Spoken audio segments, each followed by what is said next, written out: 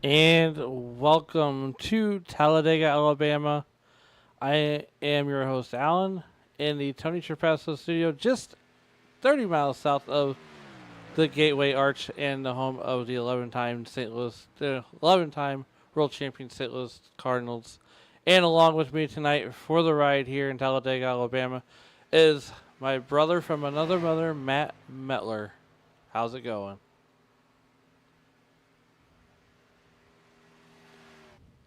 I think you ran away.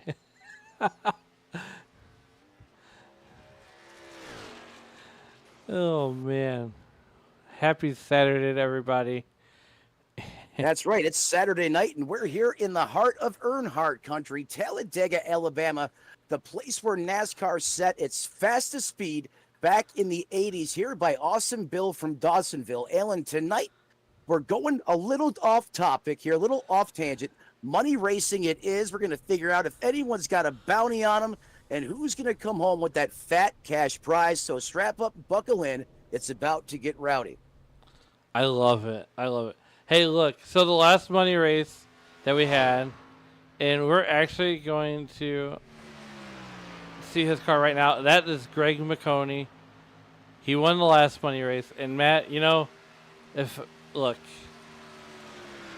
our race in the last money race was going good until it wasn't.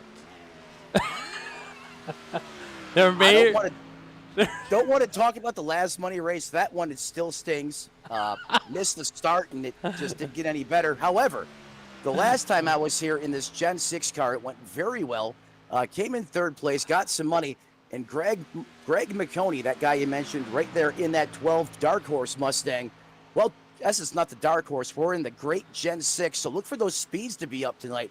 He was a contender in this race, and I look for him to back up his great finish last week. I think McConey gets it done and finishes in the money this week again, Alan. So you know what? I believe that you're right, and the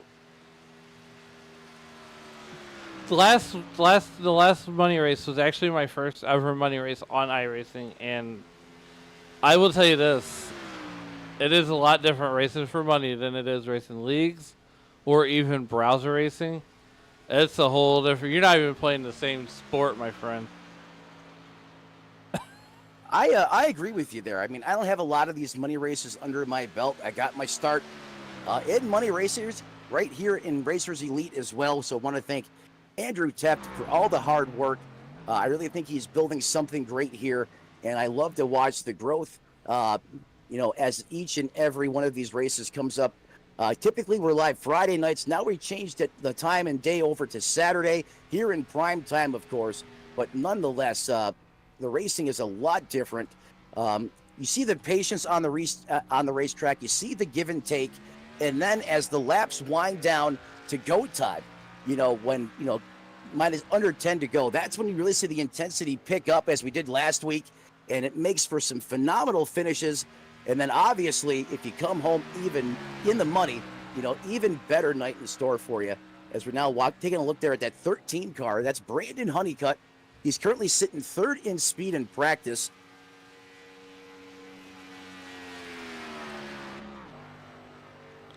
Yeah, right now we got about a minute left in practice, so I wanted to catch the tail end of practice and kind of so everybody can see where these guys kind of were and see the cool paint jobs as Brandon Honeycutt there. He's sporting the Tennessee Volunteers. I myself am a Kentucky Wildcat fan. I bleed blue, and not the same blue as the St. Louis Blues, but hey, the only thing missing from this crazy train is Dave Regal, and he's on assignment. Doing the kid thing this weekend. So. But nonetheless, we're gonna have a great show, Matt. And I couldn't think of anybody better to have in their booth with me than the one and only Matt Metler. So, Well, hey, I certainly appreciate that, man. And that's right. Looking forward to having a great race tonight. These drivers are primed and poised to deliver as they always do. And then obviously all of our fans in YouTube joining in right now. Make sure you sound off. Let us know who you're rooting for. We'll make sure we get you some extra airtime. And often these drivers do perform better especially if they know you're rooting for them in the chat as we watch Brandon Honeycutt having a little extra fun out there before we kick things off.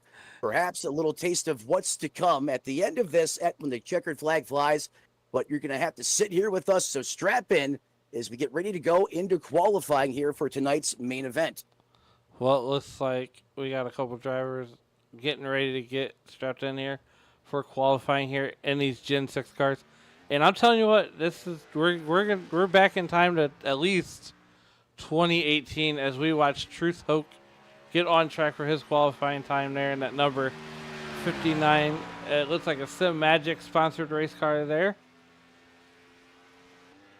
Great looking paint scheme on that 59. In fact, every time I've seen him out here in competition, he's had a good looking wrap on that race car.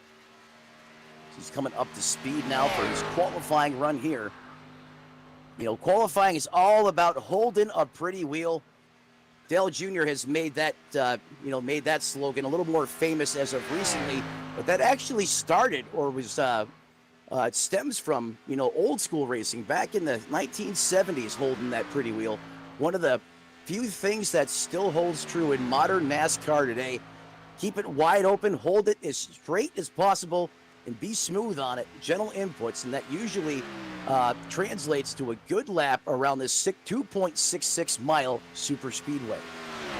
Yeah, and so here's the thing too, Matt, is the yellow line rule is in effect. Can't go below the yellow line. But however, in qualifying, you can use any part of the racetrack you want to. It's all free game as we're affixed on Truth Hook, and we're going to watch his first lap and see how he does here. See, he's coming around turn 4. And unlike their counterparts, the next-gen cars that you normally see on Thursday night, they got 5 gears. These Gen 6 cars, and they're essentially ARCA cars now. They sold them to the ARCA teams as Truth Hook comes around and gets his first lap in, and that's going to put him top of the charts with a 51.56. So right now, everybody is gunning for that one, as we're going to switch over to Kinsley Smith and that National Guard number 88 car. Throwing it back to Dale Jr. there with that paint scheme. You know who else is throwing it back to Dale Jr.? Chase Elliott. That's right, Chase Elliott as well. As looks like Terrence now in. We got 22 cars on the racetrack tonight if you're watching on the broadcast. However, timing and scoring has them listed as the 22 and 23. Just take note of that early in case we screw it up here. We'll do everything we can to get it right. Is now John Walker in the 84 slots into P2 with a 51.62. Go ahead. Kinsley Smith coming around to get his first lap, and he is going to be... Adrian is quick time here in Talladega. Yeah, he was fast in practice, too. Him and seemed like his teammate made some hot laps out there. We're definitely working on the tandem drafting and the bump drafting. Those two were very fast in formation. Not surprised to see the 23 with the provisional pole at a 51.56. And I mean, just bested Kirby Wainscott by 100th of a second. Well, here's the thing, too, is we're working our way through qualifying right now, is you got Adrian Harney, Kirby Wainscott, and Truth Hook. They all ran the exact same time. And I had to channel my inner Johnny Gibson when he yells quick times. Yeah, actually it came down to a thousandth of a second. We have to go to iRacing to figure out who got the pole here, because in SDK... Kirby Wainscott is on the pole. That's right. That's at wow. a 50. That's at a 51.27 to a 50. Oh my goodness! Greg Thompson just mirrored the lap. A 51.527 to a 51.527. Already, we have jaw-dropping moments in this race, and we're not even through qualifying yet. No, we're not. Boy, and, we got Troy Thomas there and that number 88 car. There's another number 88 car. in addition to Kinsley Smith there in that number 15 in timing and scoring. Troy Thomas. Speaking of, Trey Smith, excuse me there. Kinsley right now sitting inside the top 5 in that 5th place position. Sitting 6th is the 84 of John Walker. 7th belongs to the 22 of Terrence Bonney. 8th is the 88. There's your pick 3 lotto numbers for the night. 888 brought to you by Torrey Thomas. Paul Shaw in the 25 ride currently rounds out the top 10 as we still have a couple more drivers waiting to qualify, including Greg McConey, William Britton, PJ Cox as well. This is the driver I'm watching right here is Greg McConey in that number 12 car. Wow. Whole bunch of drivers just got in here just in the nick of time to try to put down a lap. As Greg McConey is going to come down for his first lap here. Can he get better than a 51.53 laid down by Kirby Wainscott? And he will be good enough for, survey says, that he just started his first lap.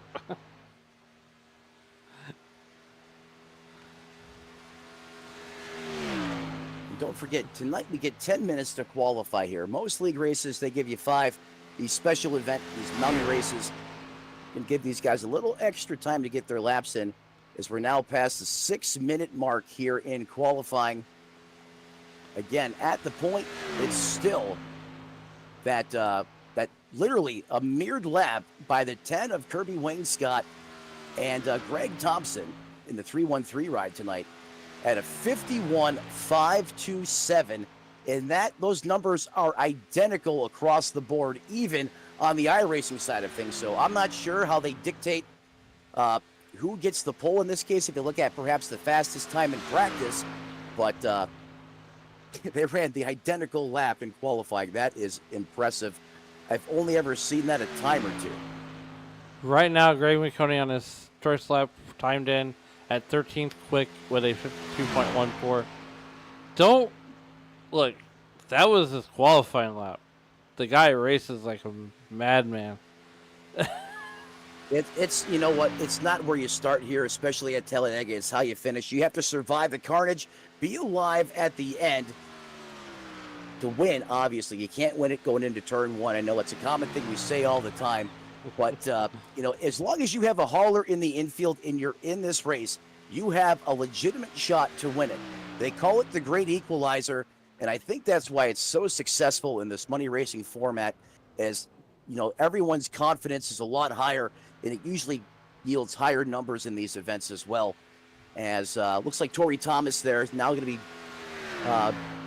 dropped down the leaderboard there just a little bit, and that 88 now is sliding into that 13th place position. Well, just as you mentioned, Troy Thomas there in that 88 car. Greg McConey timed in at 3rd quick with a 51.53. So your top 3 are all separated by just thousandths of a second.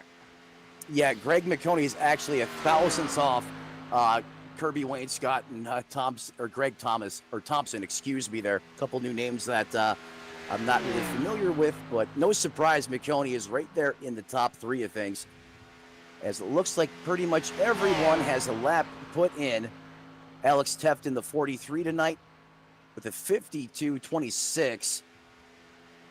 Something tells me he's not done qualifying yet, as that's about a second or so off the pace of everyone else. And the one thing, too, I've had about a season and a half of Racers Elite on the truck side. Alex Tep's really not a qualifier, but he is one hell of a racer, though. As Brandon Honeycutt is going to come down and finish his first lap, and it's going to be good enough for 12th quick. Yeah, it's not about how you qualify. I'm not a qualifier either. It's how you race in these things. Or he could have just threw that lap up on purpose because he wanted to start closer towards the back. However, I take that back, as he goes now 8th quick in the 98, Andrew Teft. That's going to put him inside the top 10 with a lap time of a 51.62. So the whole field's running 51s. And that's by themselves. So in the draft, they're going to get down to a 49, 48, somewhere in there.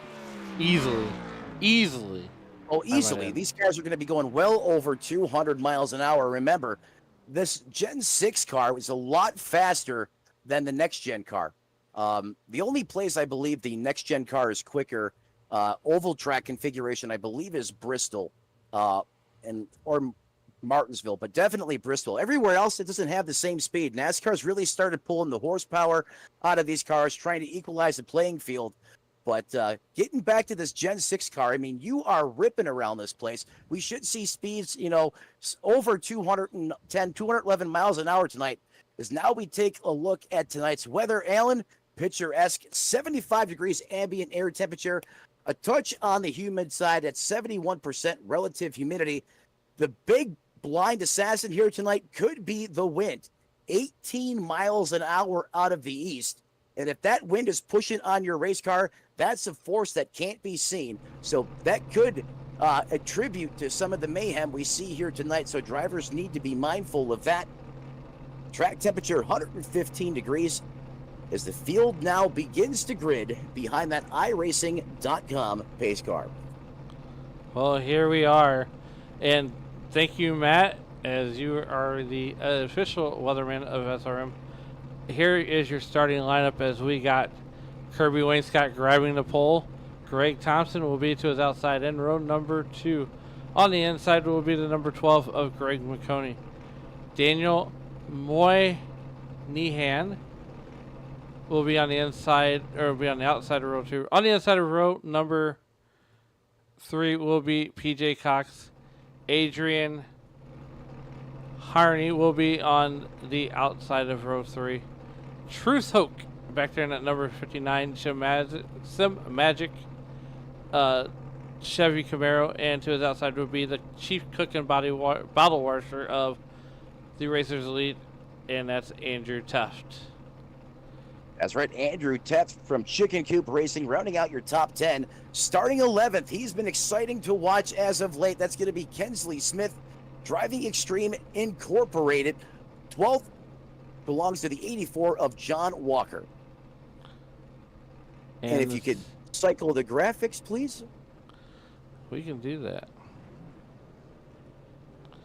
As that field now begins to roll behind the pace car. And if you can't, buddy, I think I can do something here on my end. 14th is going to belong to, looks like the 22 of Terrence Bonney. 15th, running out your top 15, that's going to be Troy V. Thomas. 16th, William Britton, the 64. Also a big name here in the Racers Elite Series, especially on Thursday nights. And then you got race control, and then myself. I ran some hot laps with the field earlier just to get a feel for how the on-track conditions were. But I am up here in the booth tonight as our 17 drivers are now ready to rock and roll here from Earnhardt Country. Earnhardt Country. Man, and I tell you what, if anybody ever won outside of Dale Earnhardt, like Jeff Gordon, to name drop, oh my gosh, there was soda bottles and beer bottles and everything else. Unfortunately, we don't have the big semi that goes across the tribal, but we do have a Matt Mettler in the booth, so that's a plus. But the iRacing.com pace car gets ready to bring the field the green flag. We are glad that you guys have made SRM and Racers Elite your destination, your entertainment destination. But Matt, we're gonna let you bring us the green, and I think you're going to do a great job doing it. Thanks for putting the pressure on me. The calm before the storm, ladies and gentlemen. I promise you in 30 seconds, it's not going to be the same here from Talladega. Waiting on that pace car to make the turn down pit road. And does. That's going to give Kirby Wainscott the button as we wait for these glorious V8s to come to life.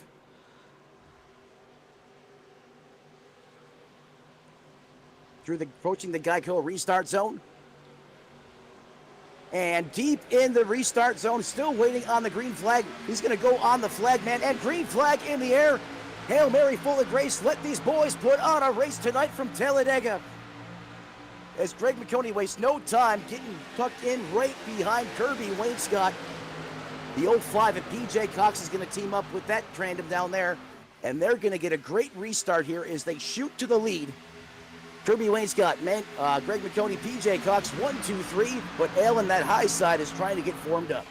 Yeah, so this is going to be a battle of two lines as we got 18 cars, so it's going to be a tug of war all night long as we are looking back here at the number 23 car of Adrian Harney there. And these cars are, watching these guys in practice, these cars were, work better in draft. You don't want to be caught on the outside looking in. No, you can get shuffled out quick, fast, and in a hurry if you're not paying attention. But just as I thought, here comes the high side coming in early. Usually it takes a couple laps for some rubber to wear into the racetrack before that top groove really starts to be a factor here, but that is not the case tonight, as now being led by the one and only Greg McConey in that Mustang. Has a bumper full of Greg Thomas. Oh, he's going to split him, and what a move. Right down to the bottom for, I can't believe the move I just seen at the opening of this race. That 313 machine is trying to make a statement. Greg Thompson just gave the old turn and burn to McConey. He might remember that later on in the race. He might remember that as Kirby Wainscott there right there in P2, following behind. And they're not going to let each other get out to a too crazy of a lead. But as we see all the time, too many in restrictor plate racing, you kind of use that outside line and then dump them like a girl at the prom. Oh, we've got a car off the racetrack here. I believe, is that the 10? That's Kirby Wainscott. He's going to lose wholesale positions. That could be a planned move there to get to the back. So I think that's what he was doing there, pulling out of traffic and then getting back in line, going to ride it out here in the rear. Here we are back at the front. Here comes Greg McConey and Greg Thompson. It's the Greg and Greg show. Remember the Dale and Dale show back in the early 90s? Well, here you have the Greg and Greg show in 2024. That second line trying to get formed up there on the inside. That 53 car. And that car is really making me want some cinnamon toast crunch. Here comes the 23 car trying to DoorDash his way up to the outside line and get to the front.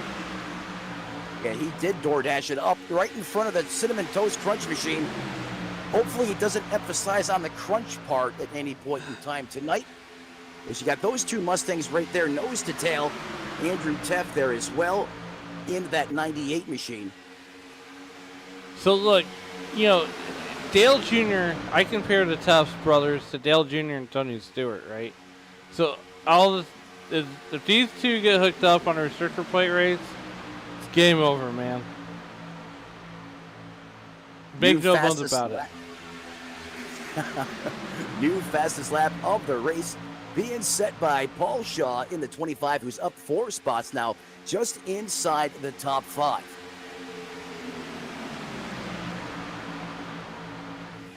These guys are certainly starting off a little more aggressive than they did last week. But then again, I think a lot of that has to do with this car that we're in tonight. In my opinion, it drafts a lot better. It's more predictable. You know what this car is going to do. It's a lot more forgiving.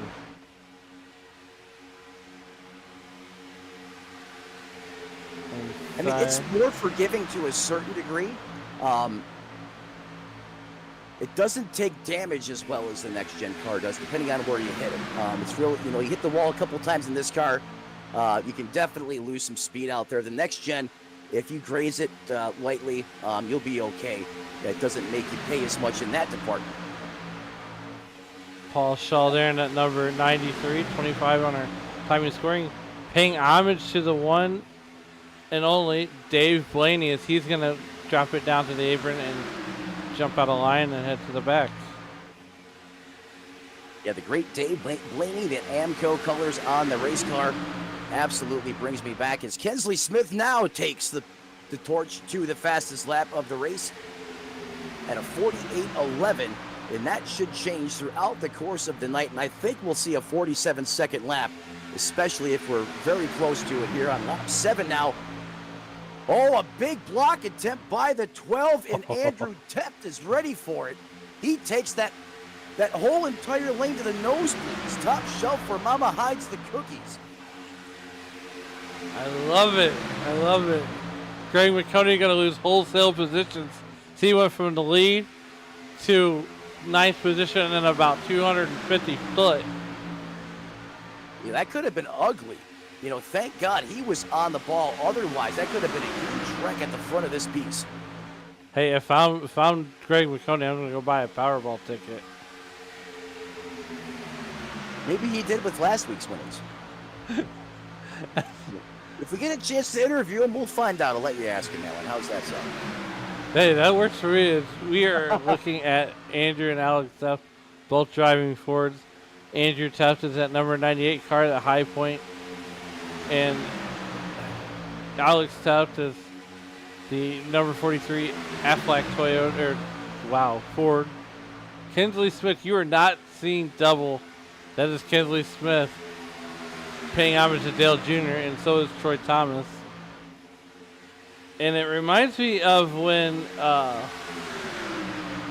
the Sitco sponsorship, whenever Jeff Burton took that sponsorship over from the Wood Brothers at the last half of, I want to say it was 98 and 99, and they both ran Sitco sponsored cars. Yeah, that's right. I forgot about that, but you're right. That sponsor was with the Wood Brothers, and then he took that over, and then shortly after that became the Exide route. Yes. Hey, Jeff Burton was one of my favorite drivers. Oh my! Greg McConaughey is slicing and dicing. He is throwing that car from line to line, and I love it. As I guarantee you, Teft's eyeballs were about as big as silver dollars on that move. I think Teft just had a check your shorts moment when he comes flying in front of him. I don't think that was a don't stain your ride, use Tide moment, but definitely definitely an eye opener for sure. Perhaps your pulse may have skipped a beat here or there, but now Teft is looks like he's gonna start pushing on the 12 here, McConaughey a little bit, as that outside lane was really formed up well, and you can see how when they get single file and lined up like that, they just take off in these cars. And that's one thing you don't see as much in that I almost said next gen. That's exactly what it is. I got dunked right there. In the next gen, from the Gen 6. There we go. I'm finally able to say it right. This McConaughey is not happy riding by anybody. No. He wants to lead or get away from me. Hey, look, tonight's bring me the checkers or wreckers. I want the trophy or the steering wheel. I don't care which one you bring me. Just bring me something. So, Matt, you were actually on track running some laps with these guys. What did the car feel like in the draft? You know, I really didn't get a good draft run. I was hoping I was going to be able to, but just ran out of time. It was very stable. It took pushes very well.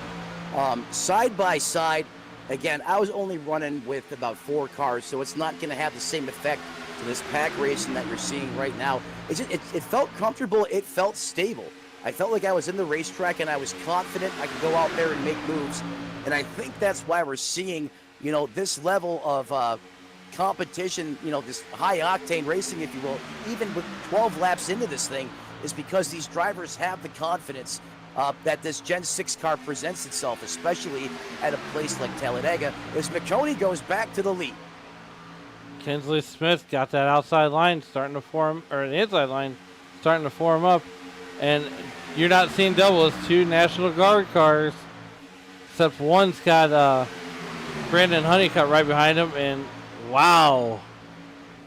Troy Thomas is going to make a power move to the inside.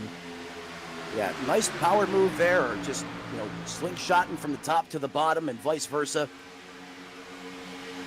Because now you got Team Dale Jr. there on the bottom line. That's going to be Thomas and Cox, or Kinsley Smith, I'm sorry. Taking on the high side, a little Ford on Chevrolet action. McConaughey leads the outside lane, and P.J. Cox is pushing him. And now the 59 of Truth Hoke, he's going to join up with that tandem. So it's going to be a 3-car battle here. Whoa, a little bit of side draft. That was either an aggressive side draft or perhaps went up there to side draft and it got a little loose on him. I mean, I don't think I'd go that aggressive this early. I don't think he meant to. I think he meant to go up there a little bit and he just kind of got sucked into him, which can happen at times. But he caught it in time, was able to bring it back down in line, no harm, no foul. And remember, this is going on, but these guys are going 212 miles an hour. That was the last speed at the line by the 88 Troy Thomas. So substantially faster than what we see in these next-gen cars. The faster you go, the faster things happen out there on the racetrack. And you're 100% correct. And, earlier tonight, I got to commentate, and you got to drive 2 short track races back to back. One was over essentially before it got started, but nonetheless, you still had fun. So, now you get to talk about a super speedway race. Yeah, you're right. ISNF series earlier today had a doubleheader. 2 short tracks back-to-back. Had a great time there. You were up in the broadcast booth. And why not cap the night off with some money racing from Talladega? Yeah, and however, I will be racing next week. I just want to make that loud and clear right now. I need redemption for the initial start mishap from last week. Yes. Big time push there. You can't push the pusher. That almost went tragic. And I don't think Hoke realized that the 5 was on the bumper of the 12 there. But if you're that third car in formation or the caboose on a 3-car tandem, you cannot push the pusher. You can get as close as possible, but you cannot make contact. And they almost shot PJ Cox like a hot dog out of a bun into that outside wall. Great job by these guys containing it and keeping it straight, because that is not easy to do that once that happens. Well, I can tell you this. Tomorrow night when you're on the air with Dave, tell Dave it took you about 16 laps to break me. I haven't tried yet. I don't think you have to. I don't know if that's a good thing or a bad thing. You might have the record. But right now, we're running at a record pace. We're 16 laps in. We've only been racing for essentially 13 minutes here. Whoa, here we go. Truth Hook gets a little out of shape there, coming down the short stretch. And you got to remember, unlike Daytona, the start-finish line is not in the middle of the tri-oval. It is at the end of the tri-oval. That's right. How many times have we seen it throughout history? The person leading, where traditionally the stripe would be, not the leader when you get to the one that counts here in Talladega. That's a great point to bring up here. You have to plan for that, and when you execute, go to make your move on the final lap. Some of the greats did it perfect. 2007, Mr. Where did he come from? Kevin Harvick, when I thought Mark Martin was going to get his first ever win at Daytona. Nope, by a matter of inches, because these runs you can get out of these 3 and 4 complex here, especially off of turn 4 there. I watched these Talladega races, and I can't help but think to go back to Dale Earnhardt Sr.'s final win when Kenny Wallace was driving the number 55 car. The Square D car, and he just pushes Dale Jr. to the win. I don't know if you ever watched the Coffee with 2000. Kenny. Yeah, 2000. Yeah, that was his last win before that tragic February in 2001. But I'll tell you what's not tragic, the way these guys are running at the front of this thing right now. I mean, it is a close quarters, World War II style trench warfare. I mean, these guys are running some laps of 48.66 by Greg McConey, your leader, and everyone else in competition is in that 48-second bracket. I mean, these guys are absolutely lighting it up here at Talladega.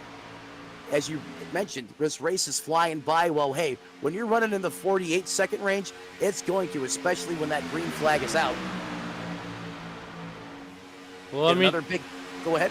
Let me tell you this right now. Kenny Wallace races down here at Federated Auto Parts Raceway, I-55, right? So tonight he had a 6th place finish in the dirt modified. He says, why does Wallace run that modified? Well, because he has fun with it, right? So, but right now Troy Thomas is running that P2. He's up 13 spots before he qualified. Greg McConey still leads this piece, and we are 20 laps in. We are almost to 50 laps to go. At 20 laps in, now check the box. Troy Thomas moves up to P2, up 13 positions now. Only one more, but he's going to have to try and dethrone McConey for that top spot. So here comes another big head of steam off the bottom side as Dale Jr.'s got it formed up there. We're going to pull about even with McConey as we go on board with Thomas from Boone, North Carolina. Beautiful spot in North Carolina. If you've never been there, you enjoy the outdoors, camping, hiking.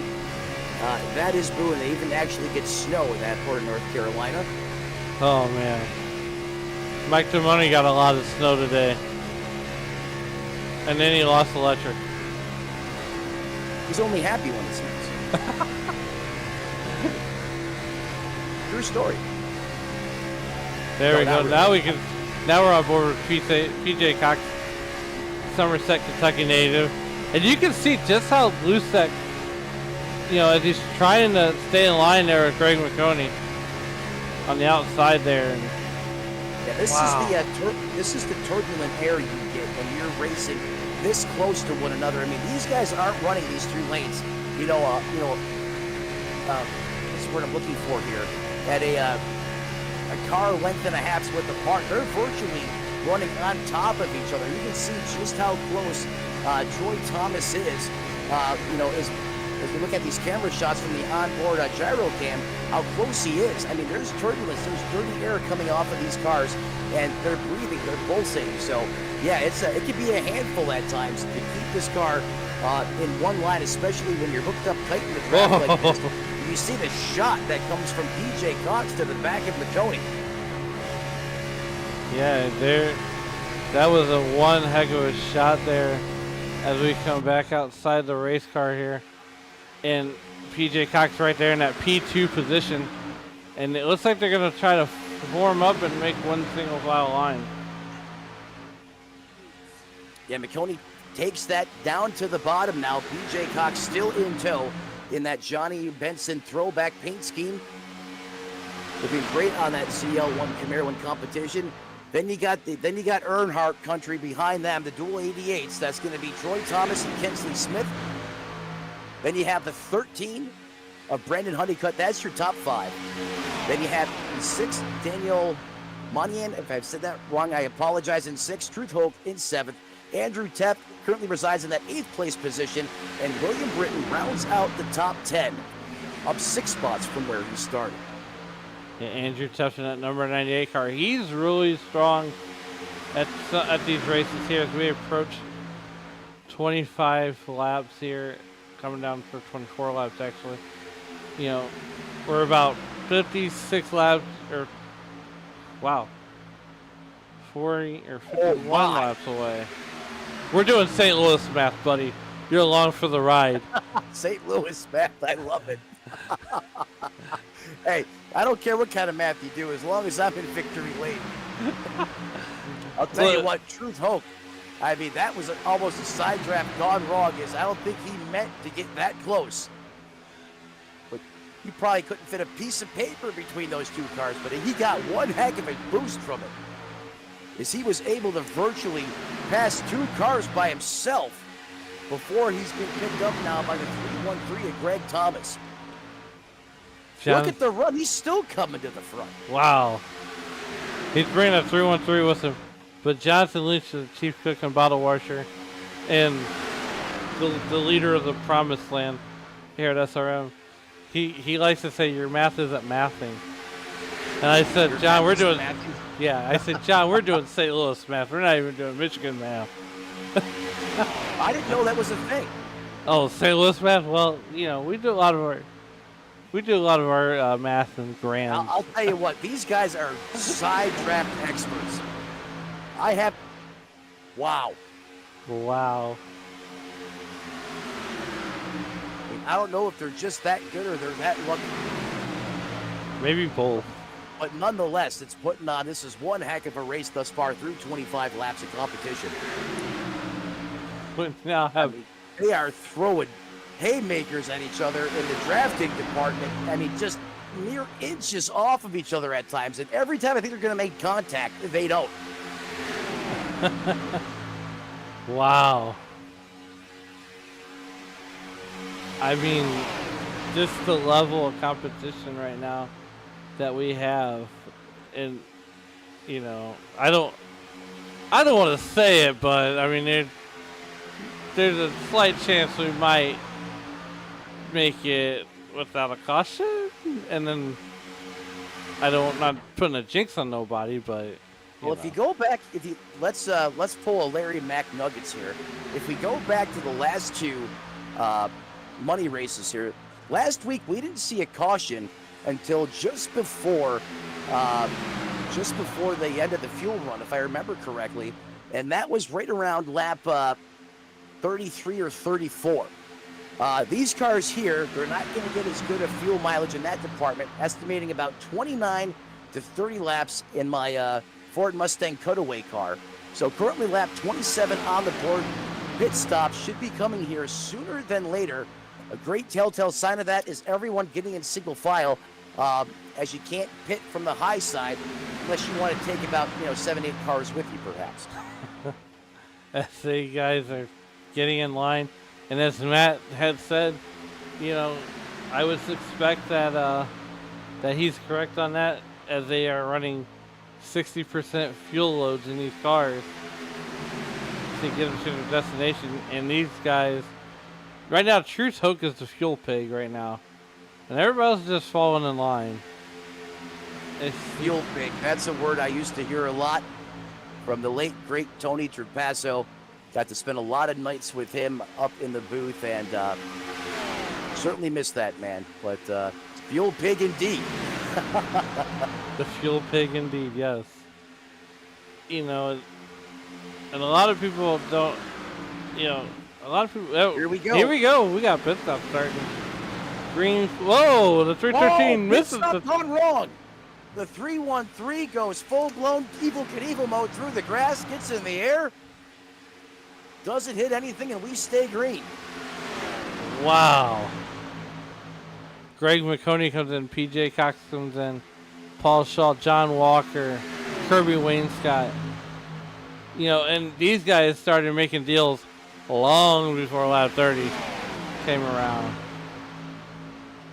Sometimes, yeah, you have those deals made well before the race, but a lot of times you get into these restrictor plate racing, and you could have a deal with, let's say, Teft or Smith, but they're nowhere by it, and you have to sometimes cut deals in real time. And here comes the second group of cars. Now you have a bulk of the action. Here comes Britton, Hope, Thomas, Teft. Whoa, we got everybody. Truth Hoke stacks them up. It's a jamboree in the infield. I can't believe it. Pit stop shenanigans on pit road entry once again, as it was Calamity Corner coming into the entrance. Multiple cars making contact. And I want to go back to Truth Hook and watch that pit stop there. You got cars driving through each other, but they ghost out on pit road, so no harm, no foul there. I don't know if you happen to have a replay we could possibly go back to dissect that one. That's what I'm kind of looking for right now here. I was about to get really amped up there, and then I was like, you know what? Nah, it's too early for this. I can't go that high yet. I won't make it to the end. We are going to try to find a... we're going to break the fourth wall here. Well, pit stop's complete now as we're watching the 59 of Truth Ho come off of pit road. Going back to the SRM instant replay, I think that's a little too far in time. I have to wind that back or roll that back just a little bit here. Yeah, we're gonna. You can see the 88 off, and I mean, that was just a hot dumpster fire. Okay, here we go. So here we go. Coming off the racing surface, this is at speed. The 59 is down, eating hard on the inside, and just locks it up, clobbers the 88 in the business side of the race car. Everyone goes to avoid. The 88 shoots right up in front of Teft. And what was I saying about Cinnamon Toast Crunch earlier? You don't want to be the crunch. Yeah, you definitely don't want to. Unfortunately, he got a little bit of damage there, but that certainly could have been a lot worse. This coming at the first round of green flag pit stops here from Talladega, is that's going to give the lead now to Kinsley Smith in the 88. And guess who he has behind him? The Florida native Brandon Honeycutt. Another driver that knows how to get it done on these super speedway races. And Brandon Honeycutt, he's a good little dirt racer too. And I look forward to seeing him on the dirt on Tuesday night as the Racers Elite next year. It says Tennessee on SDK. I apologize. I thought when I was doing my homework earlier it had said Florida, so I do apologize for that. Well, the Tennessee man knows how to get around this place as he currently runs P2, up 11 spots from where he started. And you know what's funny there, Al? If you look at Kinsley Smith, Brandon Honeycutt, and William Britton, they run 1, 2, 3, and those are also the 3 biggest movers of the race. Yes, Kinsley Smith out of Tarboro, North Carolina. And, you know, pit stops are over with now. And Kinsley Smith has won everything but the lottery last week. Yeah, he's definitely been on a roll as of recent, if you include all the different series that Racers Elite puts on each and every week in iRacing. We always say momentum breeds momentum, and that could not be more true than, especially in the case of Kinsley Smith, who is, all I do is win. I mean, yeah, that's a song from back in the day, but still, it applies to this man right now. As, hey, sometimes when you're money, that's all, you can't be anything but money, and he's right up there leading again tonight.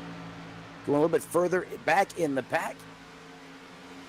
Here's William Britton, Kirby Wainscott, Alex Teft. As they're going to try to get formed up, single file now, and go and run down Smith and Honeycutt. They have about a 6.5 second advantage. We'll see if having 2 extra cars here in this train can outrun Smith and Honeycutt. My gut tells me they should be able to. Well, as you kind of see the eyeball test, there's the gap between Honeycutt and Smith. So PJ Cox is leading this little train here, and Britton is the caboose here on lap number 34 in the second little group that's getting formed up.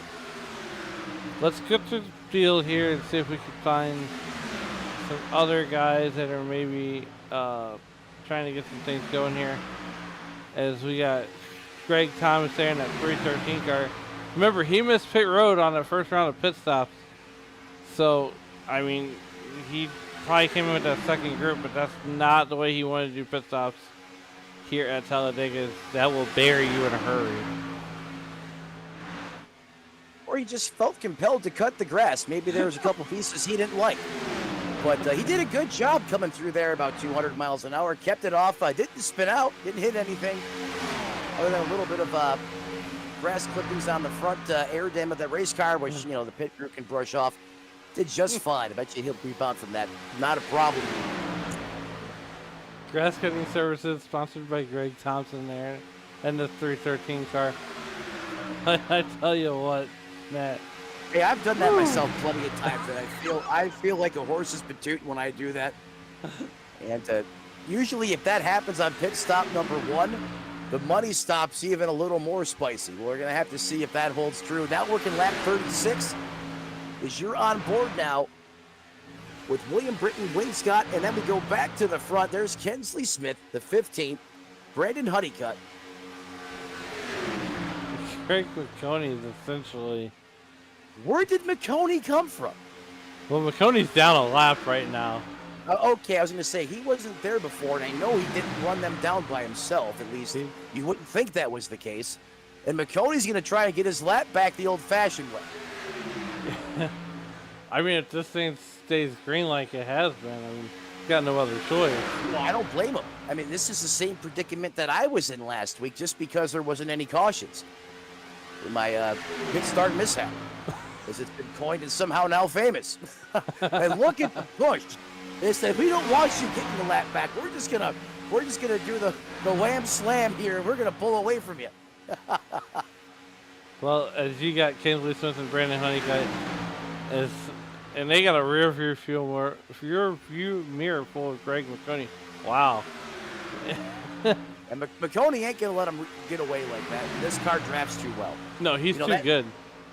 Well, that too. Good driver and a good drafting race car. That next gen car, you get a little further back than you would like, and it's like the draft just shuts off like a light switch. It's just gone.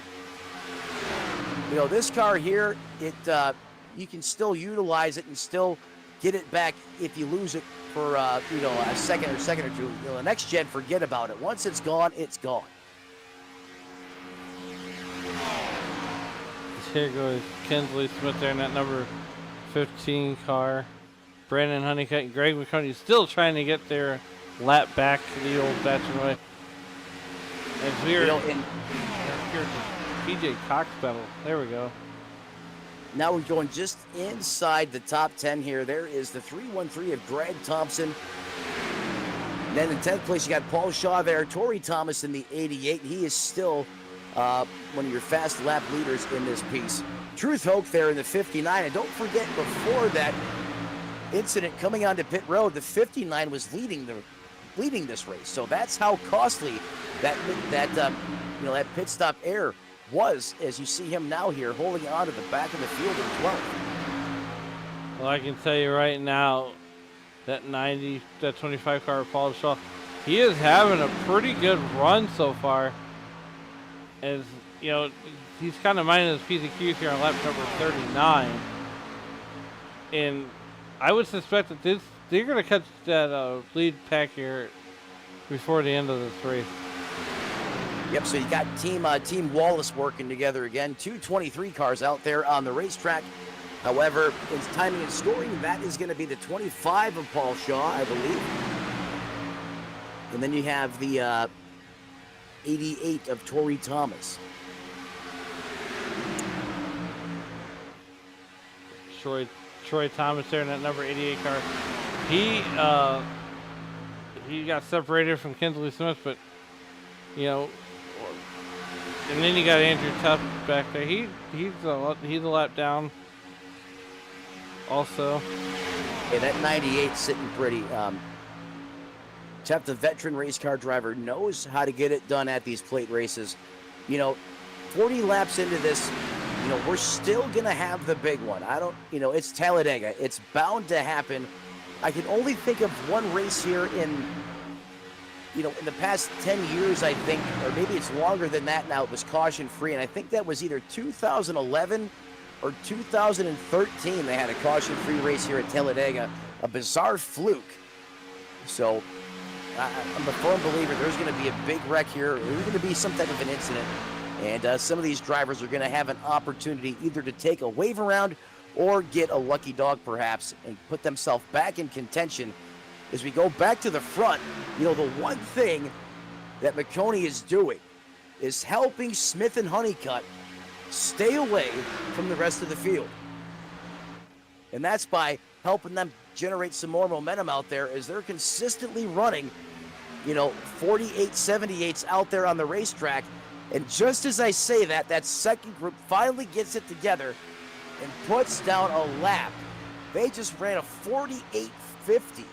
So now they are gaining some ground on the two leaders with the help of that one lap down machine being piloted by Greg McConey.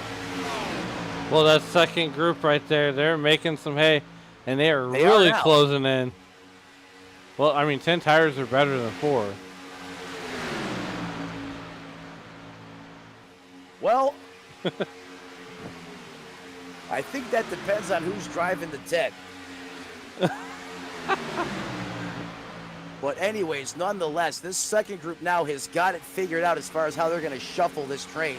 And they got it set, the dial set to afterburner because they are coming.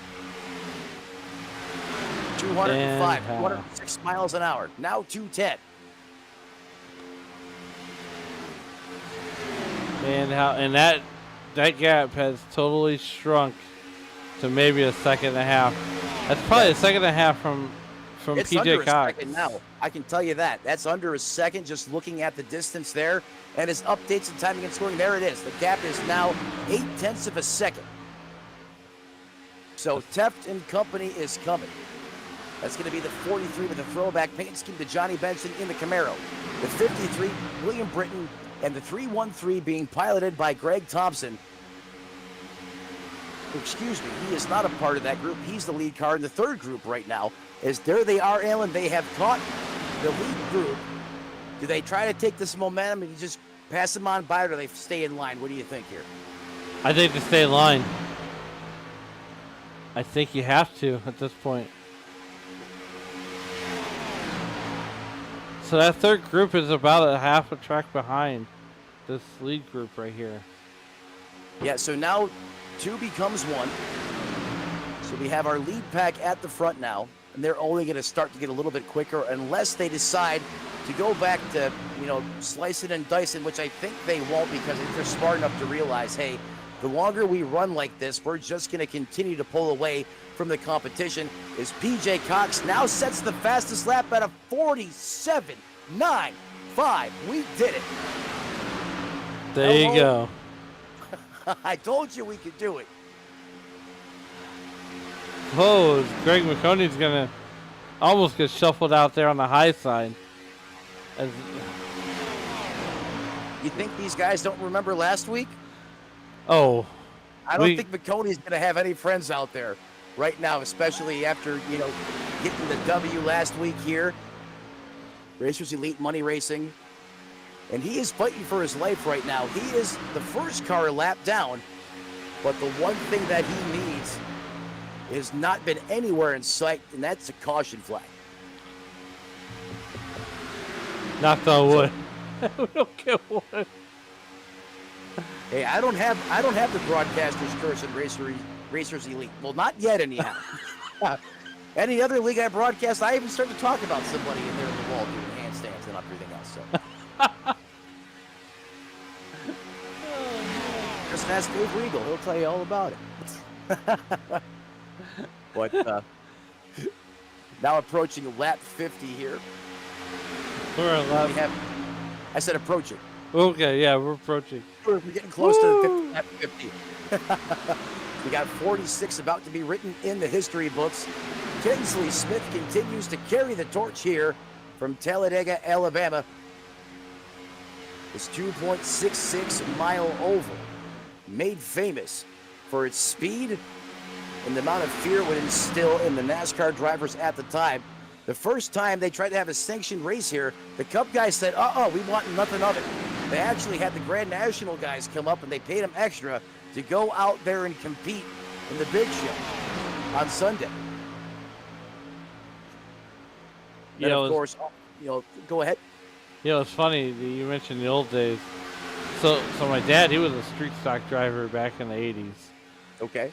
And he drove a Mercury Montego. And, you see old pictures from I-55 Raceway, beautiful Peabody, Missouri. Anyways, there was no inside pit wall, and they all parked trucks, trailers, cars on the inside of the racetrack. I asked him, I said, how was that ever safe? I said, oh, no, we just did it. There's a lot of things they did back then that you look at now from a modern day standpoint, and how did they do that? Well, they just didn't know anything. That's just how it was. As Kirby Wainscott up there is about to get swallowed up by this train coming down the line here. Yeah, they got some spacing now in this main pack. So, oh no, Kirby Wainscott looks to about be on the cusp of going a lap down here. You see us out there all by himself, and I know how painful that is. I remember it. It is real. That was recent. It's easy to go to the high side of the racetrack, give the leaders the bottom, and then fall right in line. I'd imagine he's going to either try to slot here in the crease between the 05 and the 43. He doesn't. He's starting to come down and pick up the end of the train, as you mentioned, Alan. Behind, it looks like the at the 64. The 64 of William Britton. Meanwhile, back at the ranch, we're going to go ahead and give this line some airtime now. As this line has got Troy Thomas, Truce Hoke in it, and a host of other, Greg Thompson. Yeah, there's Truth Hoke there in the 59, who was leading laps in this race not that long ago. Then you have the Wallace boys there, Team 23, for broadcasting purposes. That's going to be Terrence Bonney and Adrian Hardy. I'm surprised those two cars are running right now as far back as they were. They looked really strong in practice. They had some great tandem drafting going on, and but that's Talladega. You know, that's how these restrictor plate races go. You can light it up in one session, and then you go into race configuration, and things just don't go your way, and you wind up here towards the back. But Alan, as you know, it's never over until that checkered flag flies. And we have seen that time and time again here on SRM. As here we go. Going to look for a little bit of a challenge here for the lead. And McConey is going to try to get his lap back the old-fashioned way here with a big push here from the 5 of P.J. Cox. P.J. Cox on the outside, trying to push Truce Hoke or Greg McConey, one, back to the lead lap, and two, get him to the lead. Look at the side draft from McConey. Very aggressive, beautifully executed. He just doesn't have the oomph on the high side, or does he? I don't think he has enough. I can't believe those two cars have the performance to keep up with that train on the bottom. Now it's almost a 2x2 breakaway as that Aflac sponsored machine has fallen back a little bit from the 13 of Honeycutt. Kinsley Smith got the advantage. PJ Cox is to his outside, but right now, you know, we're gonna let this battle simmer down just a hair. Boy, that cinnamon toast crunch. Yeah, Honeycutt was given the business there to Kinsley Smith. I mean, he was giving him everything he had in the pushing department. You can see just how much ground they made up. Because now they're going to form up again here. And this could very well push the 88 back by the 12 of McConey. Now the question is once PJ Cox gets around Kinsley Smith, does he bail on the outside line? Well, I think McConey's got to come down. Whoa. He really does.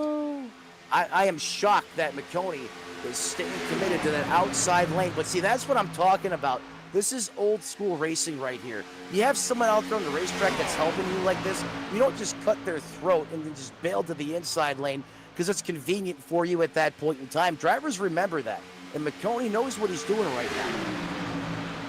I mean, by showing the commitment here to P.J. Cox, if the tides turn a little bit here, getting further and deeper into this race when it counts, that could be the difference between P.J. going with someone else or sticking with the 12. And this is something you do not see in modern-day NASCAR anymore. But a tip of the hat from me to McConey. That's true sportsmanship right there. Greg McConey on the lead lap again, trying to get his lap back the hard way. As it looks like we got a car in the pit lane, two cars in the pit road. Get more pit stops or more action on pit road as more cars coming down. There they are. The team and Wallace. They pit together here. I like the strategy play in their from their position. Trying to go off cycle here, get some track position back. Because they will be able to make it from here as they pit on lap 54. They're not going to have to stay on pit road as long either because they're not going to have to put as much fuel in their car. I happen to call it a juice box myself. Well, I tell you what, while you get a juice box, we are going to go side by side. You won't miss a thing, and we're going to step aside and pay the bill here, and we'll see you in just a few.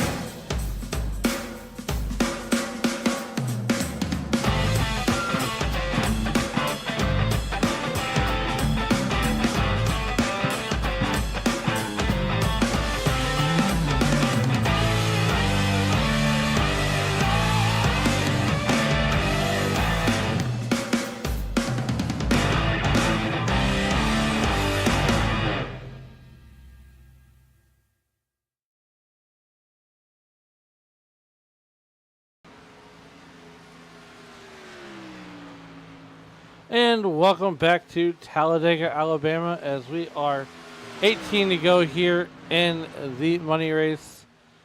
I am Alan Bergen, joined with me again, as always, with Matt Metler up in the broadcast booth. And Matt, 18, 17 to go. Troy Thomas now finds himself in the lead as these guys are in the middle of pit stops. What's your thoughts so far on this race here as when we get circled back around here, Kinsley Smith will effectively take back over the lead here?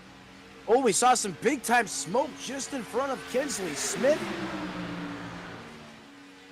I'm not seeing anything in timing and scoring or on camera, but that typically comes from tires sliding on the racetrack, but we stay green. My opinion on this race is simple. It's been fun. It's been action-packed, high-octane racing. 0 cautions for incident. That could change sooner than later, but we're going to get by the 64 here clean. And McConey still fighting for his life. Yeah, 17 laps to go. McConey's still trying to get back on the lead lap, and he just can't quite get there. As Kinsley Smith is going to take back over the lead, he's going to bring Brandon Honeycutt right back there with him. Yeah, that is that is a force field to try and overtake there, and that's the Kinsley, Smith, and Honeycutt combination. Oh, it's just as I say that, here comes McConey getting a monster push from BJ Cox. Just when you think they got him suppressed, they got him pinned back, he finds a way to dial up the go-go juice one more time, and he just will not go away on these guys at the front. No, I he love it. He keeps coming. He's like a cold. Just when you think he got it down or gone, here it comes back again. Oh, so many ways I can go with that. I mean, how about PJ Cox though? I mean, he's having a good run here. He's in that 4th place position, and he has just been dedicated to supporting the cause and helping that 12 stay up here and run in this lead pack. I mean, that reminds me of Dale Earnhardt Jr. and Tony Stewart back in the day. yes. Now you got Kinsley Smith, Brandon Honeycutt, PJ Cox. And we have another driver fighting for his lap back now too, and that is the 22 of Terrence Bonney. He is 1 lap down as well. Or did he get that lap back? I may be mistaken here. I think he is a lap down. Yes, he is still a lap down. So he is now fighting McConey for the lucky dog. Should we, I can't believe I'm saying this, get a caution? As we check in the YouTube chat, thanks everybody for supporting Matt and I as I am trying to pull the I got a rookie strip painted on me right now, and Matt, Well, he's just an absolute today. pro. You're And- pulling a triple today, buddy. You're doing awesome. but Well, 2 races Lug earlier, hey, the nightcap here with some money racing. Doing great, kid. hey, I'm like an old man. I gotta do a nat cap with Pepto Bismol.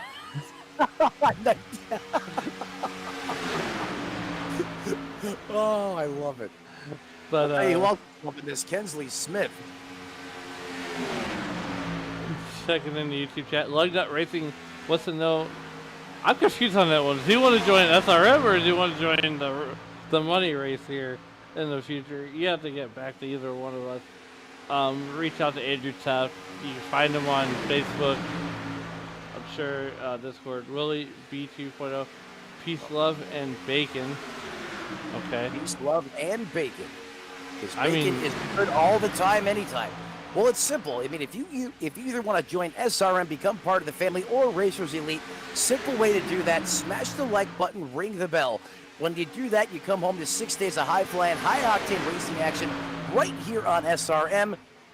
Email addresses listed there. Reach out on social media, Discord if you got it, and we can hook you up with either us, because we always have that broadcasting demand, or if you're liking the racing you're seeing here right now, we can directly send you over there to Racers Elite, get you hooked up with the admins, and this could be you potentially next week here in prime time, tearing it up with these boys on the racetrack, going for some money if they finish in the top 3 as well. It's 12 to go. Sarah Smile, who always is in the YouTube chat. I think she's one of my fans now. I'm not for sure. But she says, good evening, everyone. And LFG98. I think she might be a Andrew Tuff fan, too. I don't blame her. I'm a fan of this green flag run that we've had. This is impressive. I did not think we would go caution-free with money on the line. Now, we're still not 10 to go at Talladega, which is technically when you put your big boy pants on, strap yourself in for one more time, and you grip the wheel just a little bit harder because it's about to get real. Getting real is what it is. But as you got Kinsley Smith there in that number 15. Sarah said he's a fan of all of us goobers. Well, Sarah, we appreciate you being with us here live on SRM, cheering on the competition again tonight. Oh. See, Tony not giving up here. I He have is faith. determined. I have Hey, friends. And not the one sitting next to me either.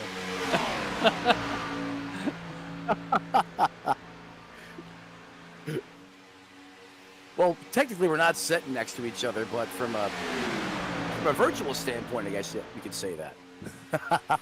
I mean, if you wanted to fly to St. Louis, but I don't think you're gonna make it in time. I've been to St. Louis a couple of times actually. The Loop, they got some great pizza and beer over there. My God, Oh boy. never forget that trip. Look, I looked at the Cardinals schedule. I wanted to try to talk David and make him trip out here. You know, take him to Sauce on the Side. You cannot take Dave there. He will not leave.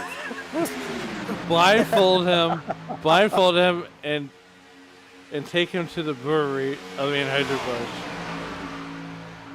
He will staple himself to that. You must be careful. When he finds out there's same-day beer in here, you're needing a spatula and a lot of Crisco to get him off of there. I mean, consider the Yangling guy. He might not be after that trip. I do post. Look. I am the guy on 3/14th, which is St. Louis Day here, unofficially in St. Louis. So on that day, I am him, all things St. Louis. Busch Beer, St. Louis Cardinals, St. Louis Blues. You know what was funny? I was actually staying in Illinois, and you drive 10 minutes, and boom, you're right there. There's the arches, and you're in the heart of downtown St. Louis. Had a great time there. Haven't been there in a few years, but always a good time when I went down there to the Loop, and good times, good vibes. Tell you who else has got some good vibes right now. That is Honeycutt and Smith combo up here, as they've been like an impermeable force field at the front of this field. Once Kinsley Smith and Honeycutt teamed up, nobody is able to get by these two Chevrolets that run 1-2 here. Now 7 laps to go. Here's the rundown. Smith, Honeycutt, Britton, Cox, Taft. That's your top 5. Then you got the 53, then you got the 22, the 313, the 25, and the 88. That's going to be Shaw, Thomas, Booney, Monahan. That's your top 10 as they run right now. And one car I'm not seeing in this mix, there he is right now, behind the 05 for a change. It has been vice versa, it seems like for an eternity, is McConey hanging on to the tail end of this lead group. However, still remains trapped 1 lap down.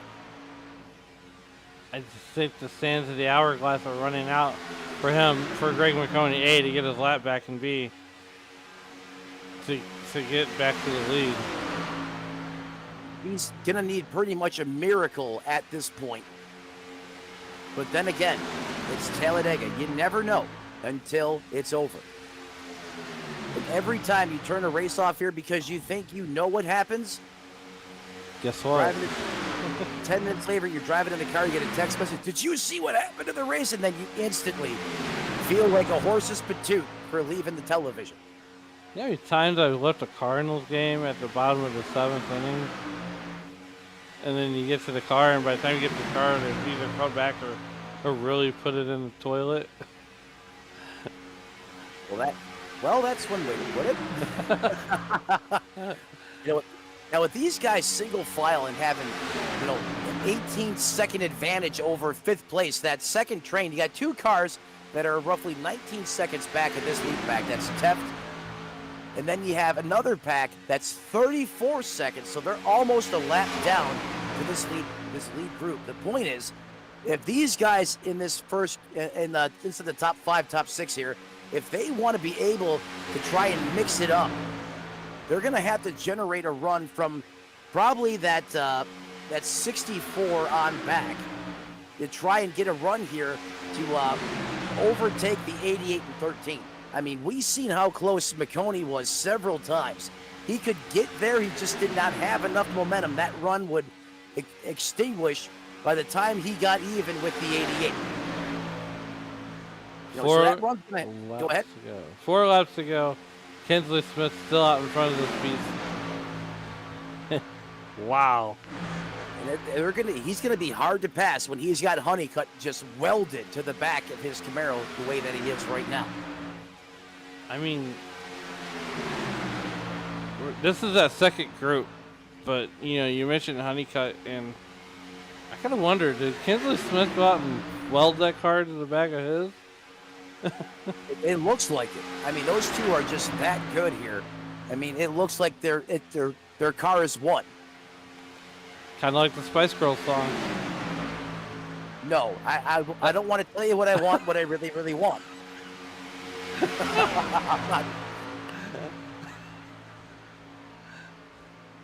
You okay over that? Well, you definitely did pick up Dave's slack. Oh, I'm glad.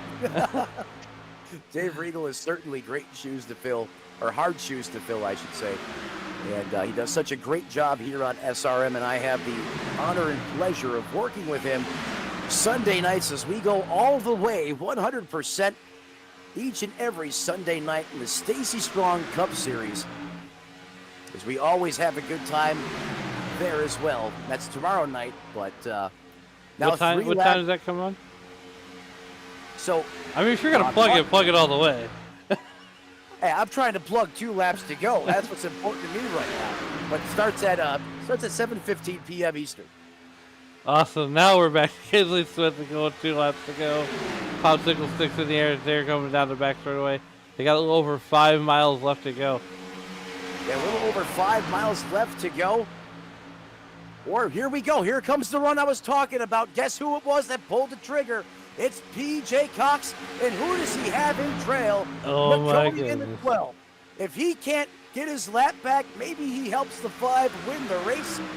This is when it's really going to get dicey. Now, look at the squeeze job by the 13. He's going to put the bumper back to the 88 and engage the afterburner.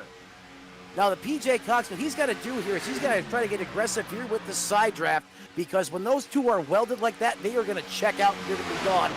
And there they go. I think Still they're going to come back. Oh, they're going to come back. Still plenty of time. Whoa, and PJ Cox is going to try to go to no man's land. This is where it's going to get good. No matter what happens, we're racing back to checkers, buddy.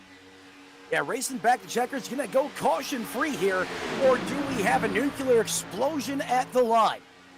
Kinsley Smith, all he's done is win. Brandon Honeycutt, he is the catalyst to helping him get it done here today at Daytona as they come through the tri-oval, the start-finish line for the final time. Kinsley Smith is going to do it again in the Wow. What a statement win by Kinsley Smith. Could not have done it without the help from Brandon Honeycutt and William Britton. Round out the top 3. Alan, can you believe it? Smith winds up in the money and in victory lane once again.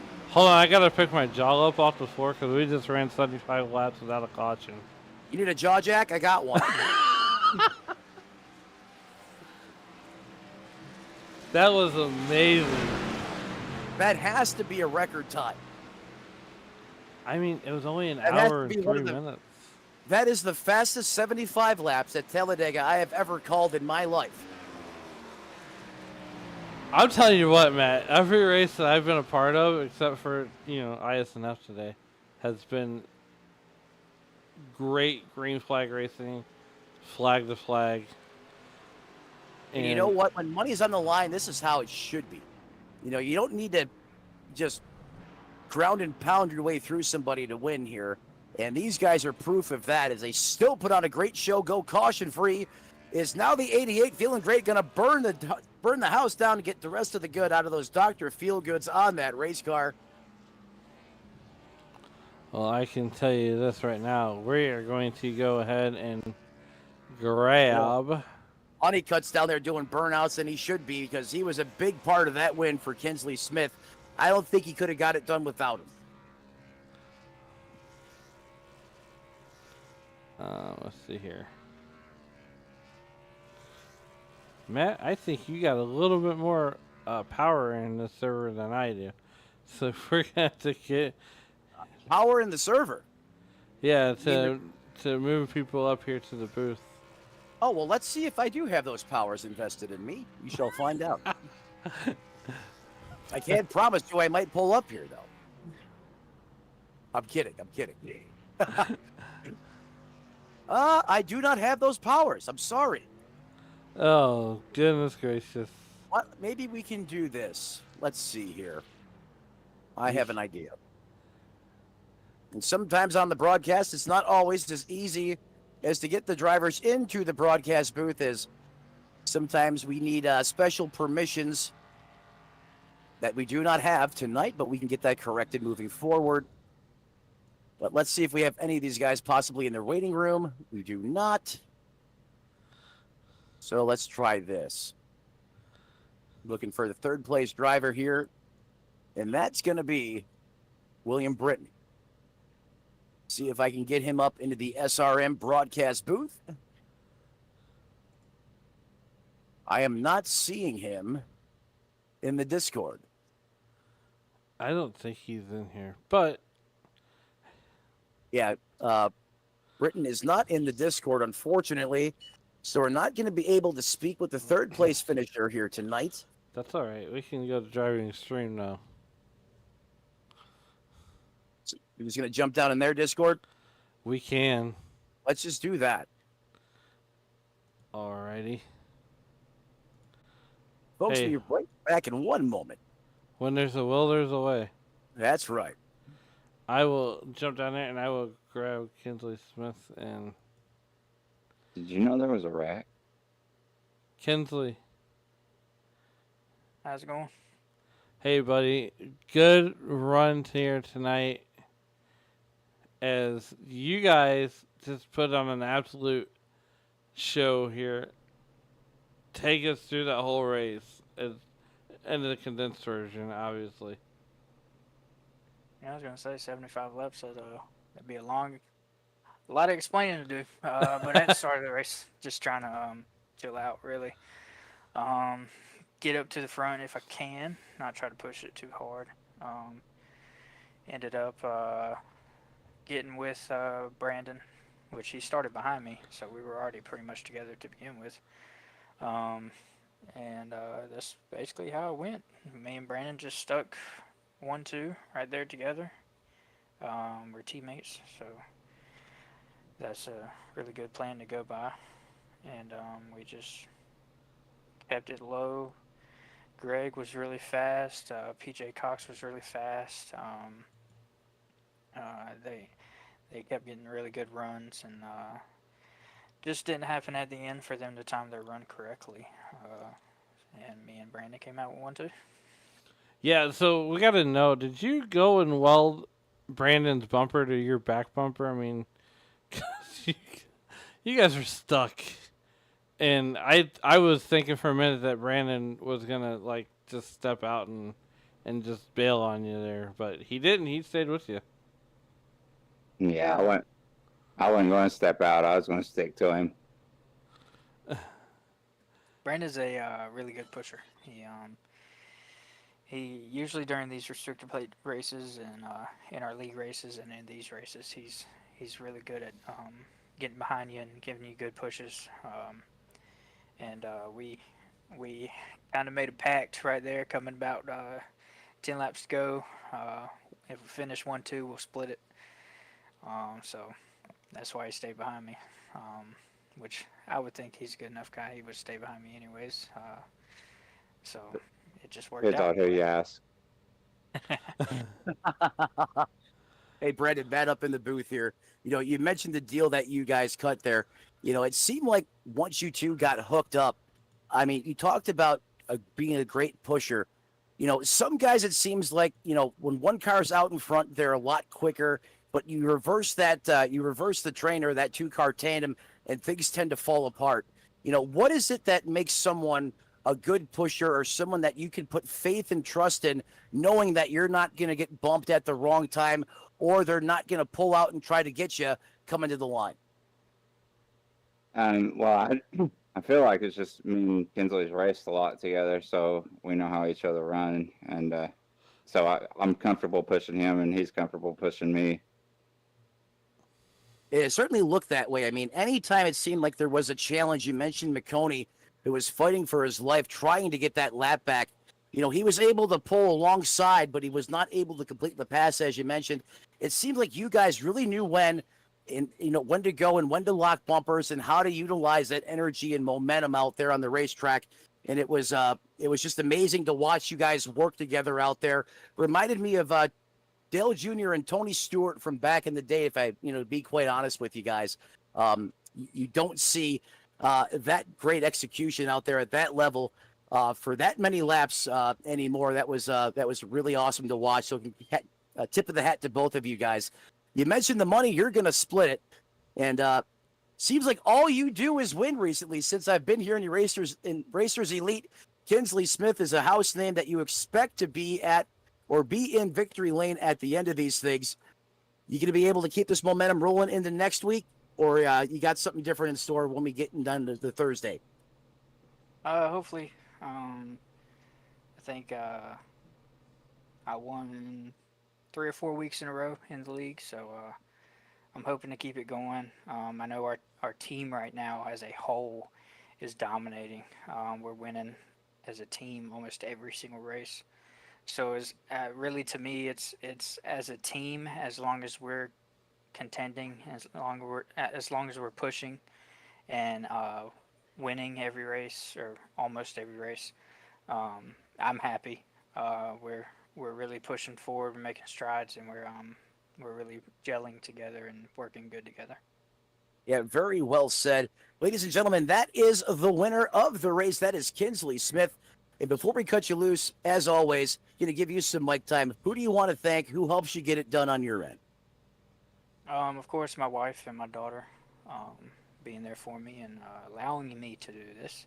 It takes away a little bit of their time, so I thank them for that. And, of course, my team, especially Brandon tonight for pushing me to the win. And then you guys for putting on the broadcast for us, and Andrew for putting this whole thing together for us. Well, there he is once again, ladies and gentlemen, utilizing his assets and teammates here to become one of the toughest cars to beat on the track here tonight with great help from his teammate, Brandon Honeycutt. Kinsley Smith, your winner here in the big house. That is the one and only Talladega.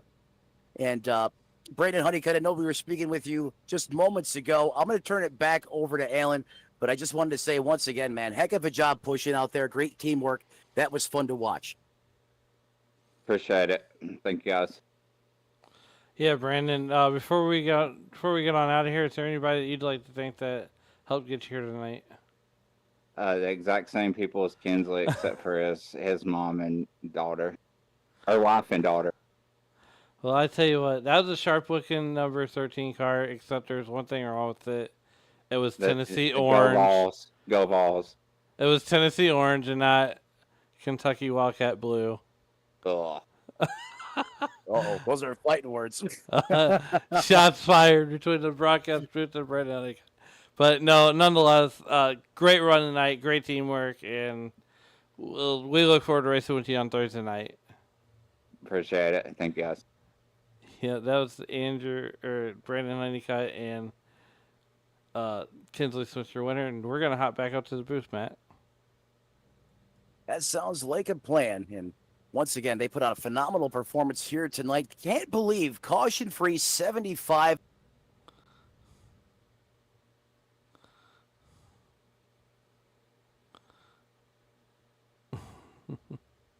As we wait for Matt, he was mid-thought. Are you back with us, Matt? I am right here in the booth beside you, my man. Woo, buddy. Anyways, 75 laps, caution-free, and we are going to go over our race results here. And 1 second here. There we You're go. getting those race results up. I mean, I just want to take a moment to just recap what we witnessed here. 75 laps at Talladega, caution-free.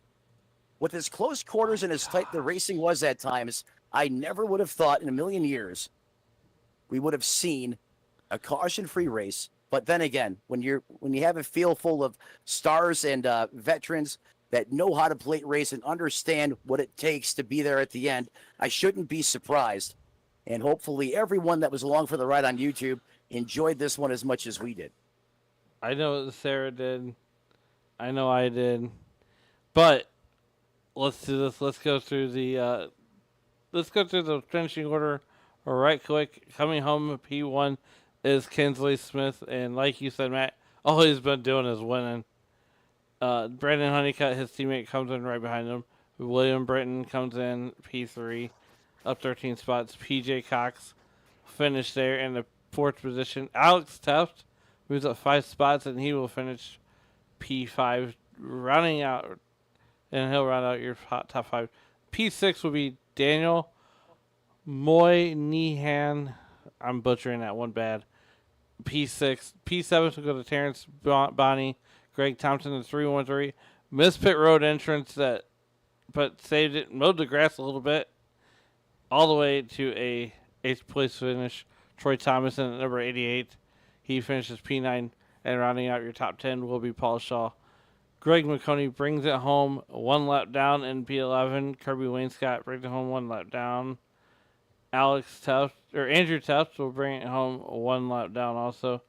Truth Hooks in 14th position. He'll bring it home 2 laps down. And the rest of the best, John Walker, Matt Metler having an out-of-body experience and joining me in the broadcast booth. He brings it home P17, and your race controller is your race controller.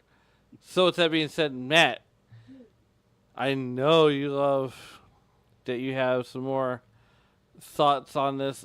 I'm still picking my jaw up off the floor after witnessing 75 laps at Talladega that went caution-free. Yeah, the only reason I'm not picking mine up off the floor is I asked you earlier if you wanted to use my jaw jack. You got to get one of those things, man, especially if you're going to be calling races this good. You know, it almost spoils you when you get to watch races, you know, of this caliber, you know, week after week. And cannot say enough good things about Racers Elite and the quality of racing that they put on in all of the leagues that Andrew Teft does each and every week. Just the quality of racing, the level of respect that the field has, the Xfinity Series, the Next Gen Cup Series, just all around, just great group of individuals that compete here week in and week out. And if you're looking for a new home, you know, you're in a league right now that you may not be meshing well with, you're looking for a better experience, definitely come over here to Racers Elite. Give them a shot. I assure you guys, you won't be disappointed. Any final thoughts from you, Alan? Well, I tell you what, it was an honor getting to call a race with you. Finally, I couldn't think of anybody better to be doing this with tonight than you. I got to watch you race in 2 of them, and got to sit here in the booth with you and jabber about 1 of them. But anyways, as we get ready to close this one out, Thursday, me and you will be back on track with the chief cook and bottle washer, Jonathan Leach, in the Next Gen Series.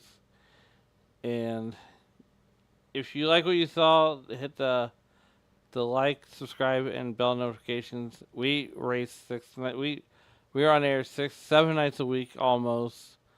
And you know, if you think you can get on here and talk about racing and want to join the SRM family, and we're more than happy to have you. You can talk to myself, contact Jonathan Leach. We're on Facebook, SRM on Facebook, and that's all I got. So with that being said,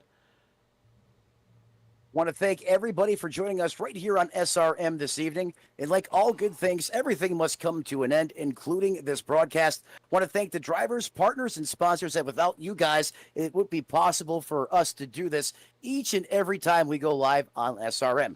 And as my late, great broadcast partner, Tony Trapasso, used to say, ladies and gentlemen, as you walk down the road of life this week, do us all a favor. Don't play in traffic. Good night, everybody, and we'll see you next time right here on SRM.